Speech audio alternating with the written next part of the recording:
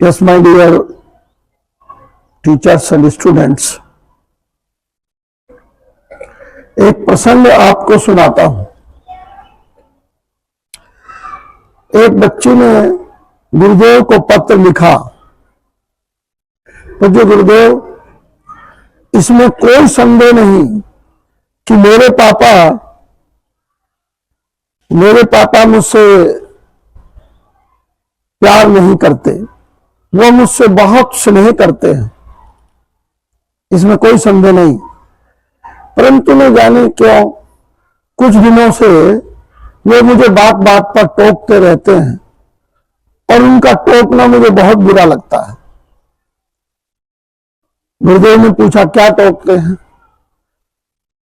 तो उस बच्ची ने तो बताया कि वो टोकते, छोटे कपड़े मत पहनो, पूरे कपड़े पहनो, देर रात तक घर पर आना ये बिल्कुल नहीं चलेगा,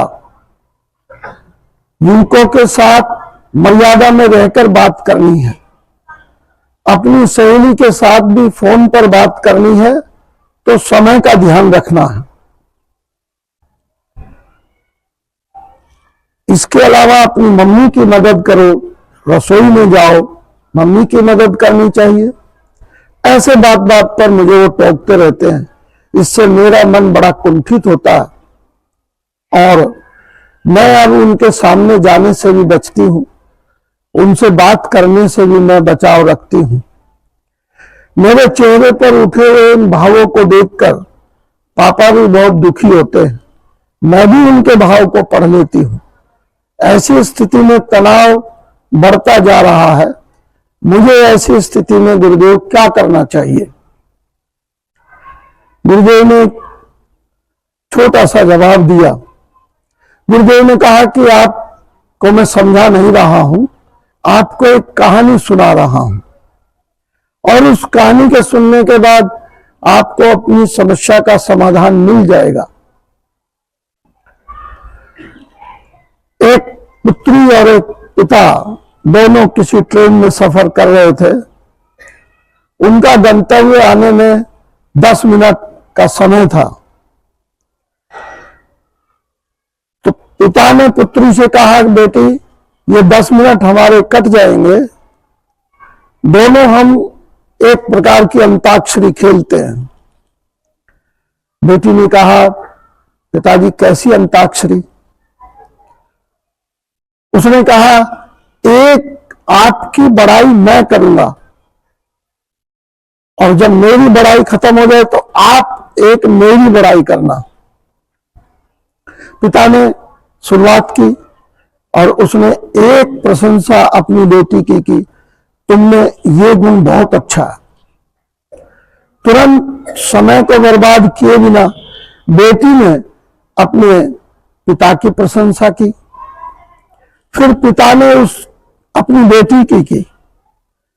ये क्रम 2-3 बार चलता रहा, लेकिन पुत्री चुप हो गई। पिता बोलते रहे। पिता ने अपनी पुत्री की 10 मिनट तक प्रशंसा की। गंतव्य आ गया। फिर पिता ने कहा, बेटी अगर ये और 10 मिनट मुझे मिलते तो भी मैं आपकी प्रशंसा करता रहता। समय आ गया है, हमें ट्रेन से उतरना।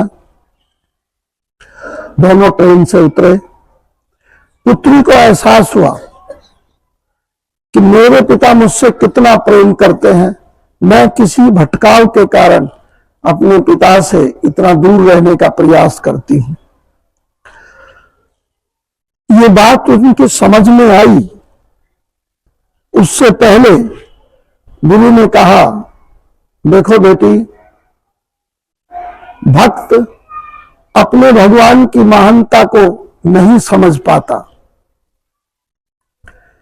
शिष्य अपने गुरु की महानता को नहीं समझ जाता, बेटे या बेटी अपने माता पिता की महानता को नहीं समझ पाते।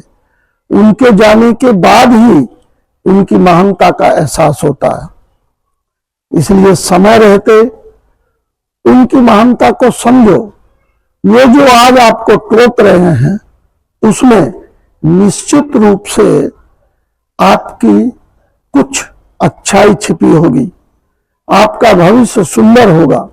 जो माता पिता कहते हैं, जो माता पिता आपको टोकते हैं, वो ठीक उसी प्रकार है जैसे एक गाड़ी में ब्रेक होते हैं। गाड़ी में अगर केवल एक्सेलरेटर हो और रेस हम देते चले जाएं, ब्रेक ना हो, तो निश्चित रूप से कहीं ना कहीं एक्सीडेंट होगा और नुकसान हो जाएगा। इसीलिए माता पिता का टोकना अपने जीवन में, अपने गुरु का टोकना अपने जीवन में ऐसा ही मानो जैसे ब्रेक हो। वह जो टोकते हैं वह आपकी भलाई के लिए टोकते हैं, और ऐसा करके आप उनकी बातों को मानकर अपने जीवन को सुंदर स्वच्छ बना सकते हो। Thank you so much.